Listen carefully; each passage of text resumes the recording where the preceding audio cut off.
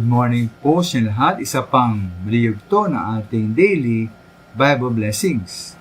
Pamagat po na ating aralin ngayong umaga ay para may pang-abuloy simbahan.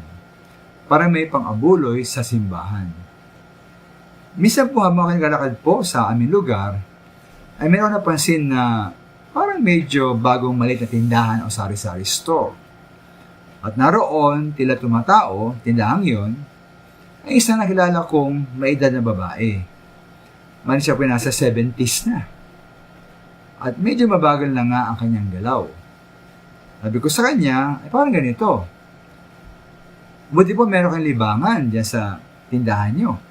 Ang sagot niya, para meron akong pang-abulo ay simbahan.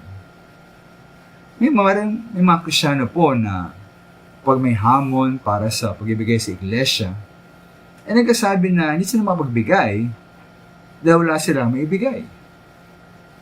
May wala silang trabaho, masyadong matanda, kaya hindi na makapagtrabaho. May pitong kausap ko po na may edad na babae, ay iba siya. Gumawa siya ng paraan para meron siyang maibigay sa simbahan. Kaya siya po yung matanda na. Di ba ang sabi nga natin, kasabihan tayo, kung ayaw, may dahilan. Kung gusto, may paraan.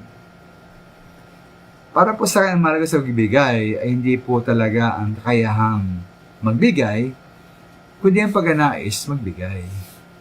Kahit meron tayong ibigay, ngunit ayaw natin magbigay, walang mangyayari. Ngunit kahit wala kang ibibigay, ngunit gusto mo at nais mong magbigay, gagawa ka ng paraan para makapagbigay. Ito na po ang gustuhan at pagkanais po na magbigay na ipinakita ng mga Kristiyano sa Macedonia. Ngayon po si 2 Corinto 8:2-3. Sabi po roon na sa kabila ng kanilang matinding kahirapan na isang maigpit na pagsubok na sa kabila ng kanilang pagkikahos, masayang masaya at bukas palad ang kanilang pag-ibigay. Kung sa loob, hindi lamang sa abot ng kanilang kaya, kundi higit pa sa kanilang kaya. Kaya tayo mga minamahal, tayo kaya sa nabibigay sa Panginoon, ibigay sa gawain ng Panginoon at sa mga nangangailangan, tayo ba ay nagadahilan o tayo gumagawa ng paraan?